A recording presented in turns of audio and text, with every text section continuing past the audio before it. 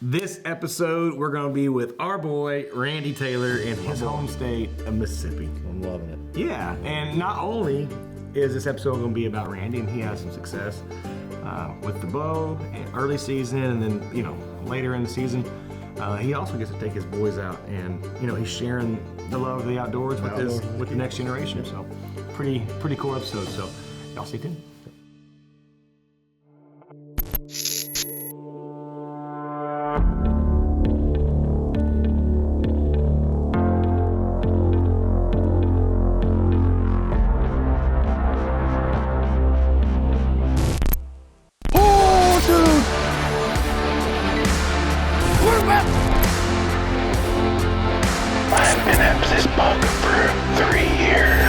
That's what it's about.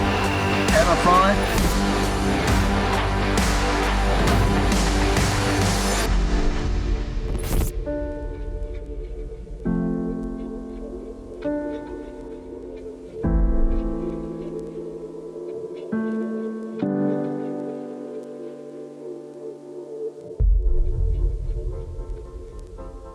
My name is Randy Taylor.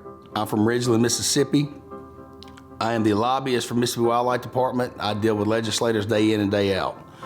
I'm married to Mimi, and I got two little boys, Briggs and Vaden. Both love to hunt as well. Hunting and fishing means, I hate to say it's my life, but when it's outdoors, that's the biggest hobby I have. And my wife and I pick on each other, but that's, hers is shopping and mine's hunting. And it's one thing she's never told me not to hunt. I might get reprimanded when I get home and have to do a lot of chores. But I grew up, every day during the summer, we were outdoors. Whether it was hunting, fishing, golf, whatever, it was just outdoors for me. And I started hunting when I was around 12 with my stepdad. He was big on this management deal. And, kind of back in that day, we went off of horns and whatever you wanted to shoot, but you had to always get bigger. And I would go to my dad's deer camp and see them, the camaraderie and hanging out and telling the jokes and making fun of each other. So I went to my stepdad, and he's the guy that owns, the majority of the land. And I just told him I wanted to form a deer camp. So I ended up actually getting into the deer camp, and I'm helping David Holloway run it now. I've been working with Mississippi Wildlife Department on, our management scheme, and now that we're kind of off the big horn thing and doing more of management on age and body weights. So it's fun, man. We build fires. We've got a lot of good people. We cook, we'll donate deer meat, and cook it for breakfast and things like that. And it's just fun. All right, we got this twisted oak protein block that we're gonna put out. And we're gonna pour it on this stump right here and see where we can get to come in. Got him. These bow cameras we're gonna put out this afternoon after we get through shooting our bows. We're gonna put on y'all's spot. Well, I'll find me another kill one. way more deer. Well, I kill way more than Mr. John, that's for sure, right? Yeah. All right. The plus about these cameras here is, you have it on a tree, you get there, and when you walk up to the stand or to your, where you're hunting at and you want to see, you just press this little button. Take this out, leave this on the tree, you get up there, you can check all your cameras and stuff. It's pretty cool, isn't it? Hey! Yep, you check all your cameras there, all your pictures. It's pretty cool. I'm Right ready now to... we have 0. Well, we haven't put it out yet, but we will. Aim. Pull back hard. Oh, that's close. All right, now don't grab it a little bit, get a little bit more fingers on there, just a little bit. There you go. Pull back. Yay! Yep, look. Kick that out. There you go, like that. There you go. Let it rest real easy. Now, use your fingertips. There you go. All right, remember you gotta grab that. There you go. Yep, there you go. That's it right there. These are my boys. This is Vaden Taylor and this is Briggs Taylor. What do y'all think about your first little bow shoot? Huh? Good. It's not bad, huh? You can't stand it. Oh my goodness. Let's go put a stand up. We got 2 more stands to hang, 3 total. All right, we got 1 down, 2 to go. Try to get in and get out real quick. It was supposed to be a northeast wind, changed to a southeast, so we had a stand on the other side. But anyway, so now we're gonna put one on this side, so stay tuned. This is gonna be, we're gonna stick it up right here. It's gonna be pretty good for a southeast wind. We think the deer's coming from here. We could not be more grateful to these partners. To be consistently successful in the outdoors, you gotta have equipment that you rely on, and they definitely provide that. Again, thank you so much to these companies, and for more information, visit myworldoutdoors.com.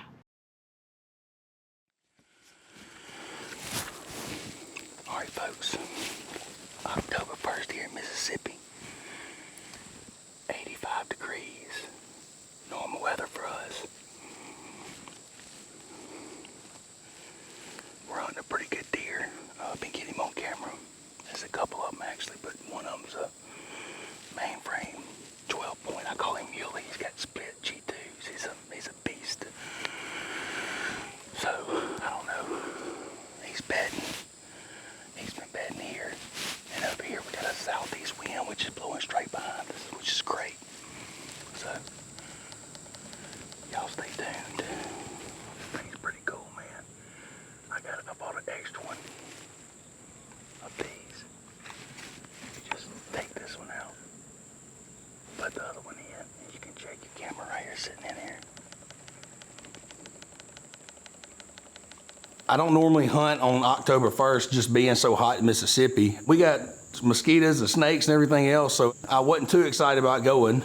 But we had a small buck come in, a couple does come in at first.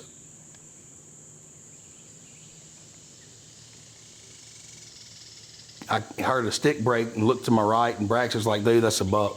So I got to looking, and he came in up on the terrace, and so took the shot.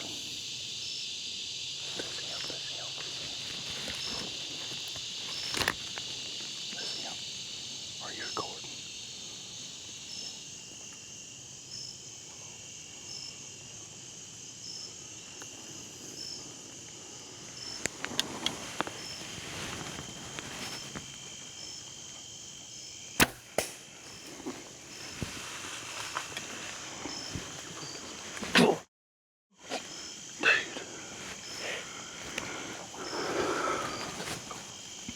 Came and hunted a spot that I've had hung for 2 to 3 years now. I haven't even stepped foot. I've never even hunted it. And the wind was southeast. We got soybeans just right here. Oh, dude, I'm freaking. Oh man, this is awesome. Oh, I mean, that happened so fast. hey, you see that? The RX-5, baby. It is hands down. I had the RX-4 last year. And hands down is my favorite bow. And everybody says that, you know, every year that we got another bow coming out. We got another. I don't know if I want to swap bows. Seriously.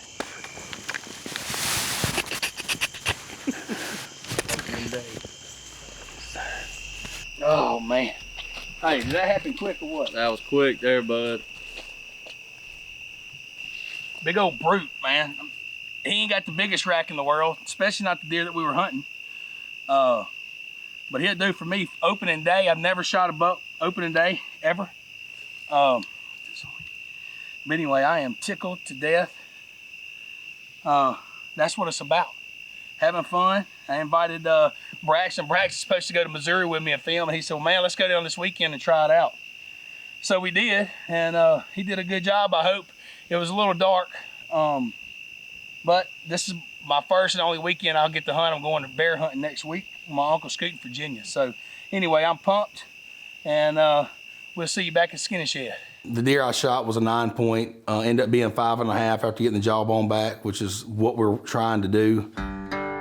My name is William McKinley. I'm the Deer Program Coordinator with the Mississippi Department of Wildlife, Fisheries, and Parks. Mississippi has a history of deer management. If we go all the way back to the 1930s, deer were virtually exterminated from this state, and populations began to rebuild. Refuges were established to allow those animals to build back up.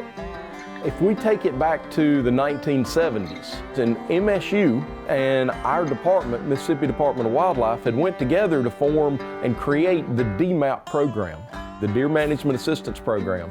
It was designed to be a collaborative effort between a hunting club or / landowner, the agency, and the university in managing deer herds on a local basis, but then we gained that data to be able to look at a deer herd on a regional or county or statewide basis. That program has jumped to almost every state that has white-tailed deer has begun to use a form of the DMAP program. I once again recognize Mississippi State as one of the leaders in deer management out there, in deer management research. And that paradigm shift went from protect and don't shoot a doe to a paradigm shift of we need to take deer to balance a herd, to a paradigm shift of, well, maybe we need to let some deer start growing up. And wow, this really does work. And now, for the past few years, Mississippi's been leading the charge on the number of 4-year-old and older bucks being produced through our DMAP data. More bucks are reaching maturity in this state than ever before. Thus, by default, we're going to have more higher quality bucks out there. The science worked. This segment's brought to you by Ozcut Broadheads. Tough, field point accurate, and designed to be sharpened and reused.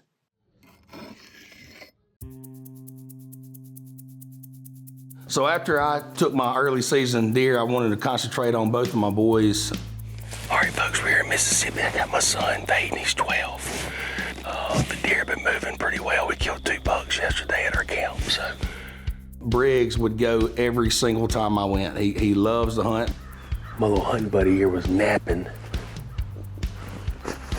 Vaden to go, but he's not, he's sit on the stand a couple days and he's done. I got my little man with me today. Big brother wanted to stay at home. That's good, ain't it? He likes to text and call girls.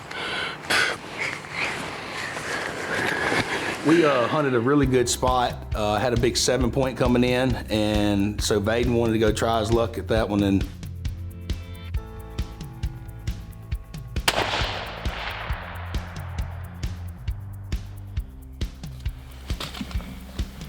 Do you look like he was hit? You don't know? I don't know, I'm shaking so much. I couldn't tell looking at this viewfinder. And Vaden took a shot and he missed, but he wasn't down. Briggs, he's using my dead eye. He kind of got off his game a little bit this year, his element. I was sitting on this stand right above us, if you can see it. And passed up a nice 9-point. He's a 5.5-year-old deer for sure. Good deer, especially a good deer for him.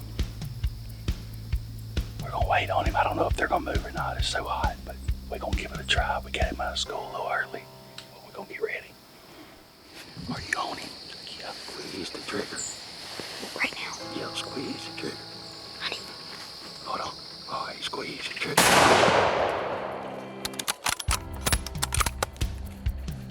We shot a little high, went right over the back of the buck. We thought we made a good shot till we got it on TV, went back, and we even got a dog just to be sure, but it skimped it. So the deer's not hurt. So Briggs did have a couple misses this year, but he never got down on it. He's cheerful, so he steadily wanted to go back, and finally he got him, well, I guess it would be his biggest buck to date. Made a really good shot on him and a doe that day, so. All right, folks. I got my man, Briggs Deadeye Taylor right here. He is ready to rock and roll. We got our bog pod set up.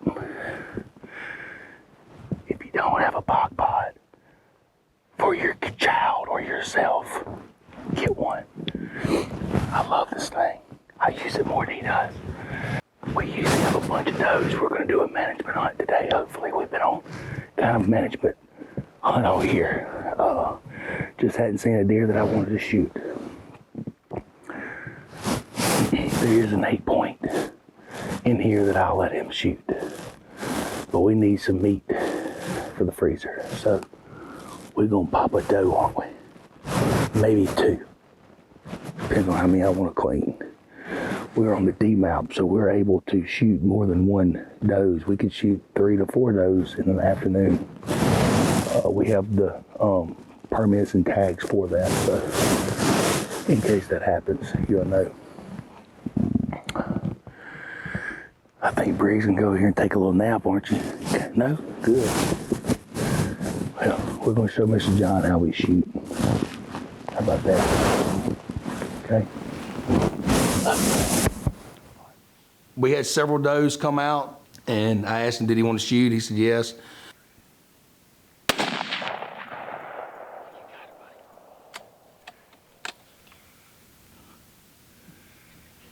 I was behind the camera. It looked like she jumped. Like she kicked. I think he got a shot. That's a good shot. Hey. It's not the longest shot I've ever done. That's a long shot. That's 150 yards. How long was my 8 point? About 130. Well, we're gonna give her a minute. Big old buck might walk out. We might shoot him. What you think? And as we're doing an interview, I look up and a buck comes out further down the field. And I asked him, I said, do you want to try the shot? And he said, yes, sir.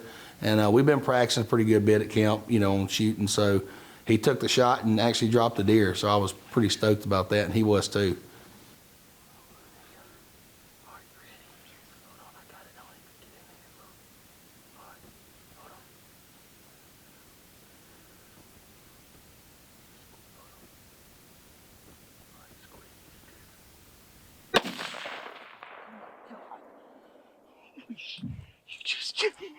Did I get him? Did I get him? We're gonna ease back to camp, get some lights, give these deer a couple, about 30 minutes, and go back in after them. Stay tuned. Well, Briggs got it done tonight. He killed him the doe first, made a heck of a shot on her right behind the shoulder. We hit the buck a little high, which is fine. Hey, we recovered, didn't we? Good job. Preacher and Lauren, my men behind me, had to come help us. I'm colorblind, so I can't see them. So can't see the blood. But anyway, we're fixing to get in here and clean them. That's a little management for our property, and I think we've done pretty well about doing some management work this year. So now maybe the big boys step out next week. What do you think? Are you gonna say anything or what? Thumbs up. Good job. Yeah.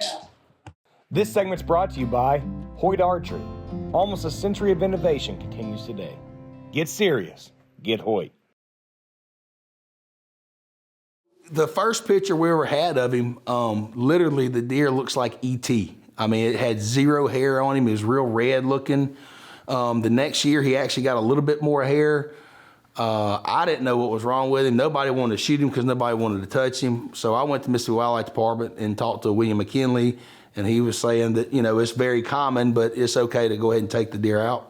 So we got there that evening. We actually decided to drive the Ranger all the way to our spot because the deer are coming out a long ways away across the creek. Just had 2 bucks fighting in the woods and wouldn't come out. Hopefully they come out a little later. This deer actually came out early, and I could tell he had a knot up underneath his jaw there. So I told Braxton, I was like, dude, I said, this is a good deer to take. This is what we're trying to do here, the management deal, and the deer is obviously not getting any better.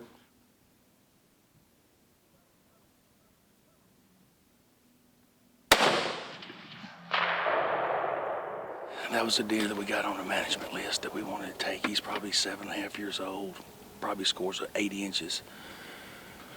Anyway, I'm tickled, man. Management deer, whatever, I don't care. I'm tickled and pumped.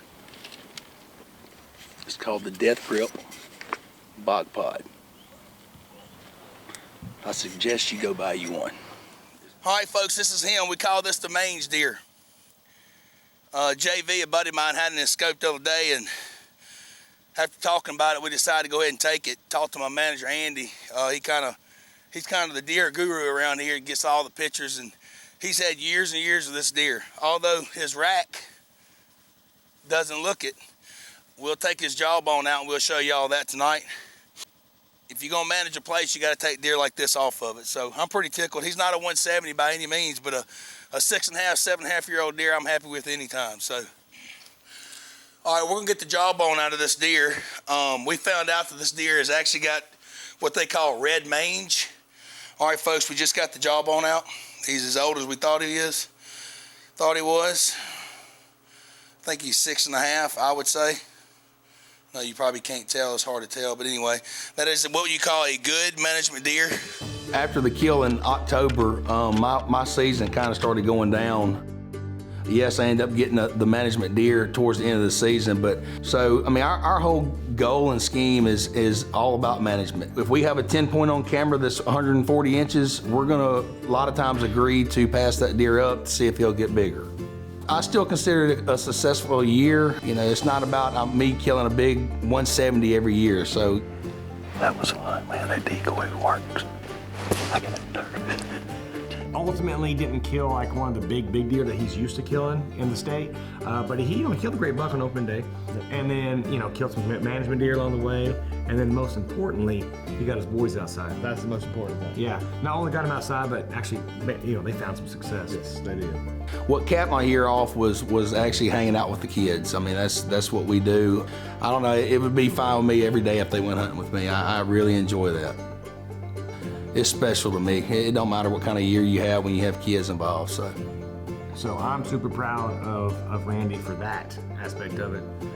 I'm happy for Randy. I can't go super proud. I'm super proud of Randy. I'm just kidding, dude. You know I love you.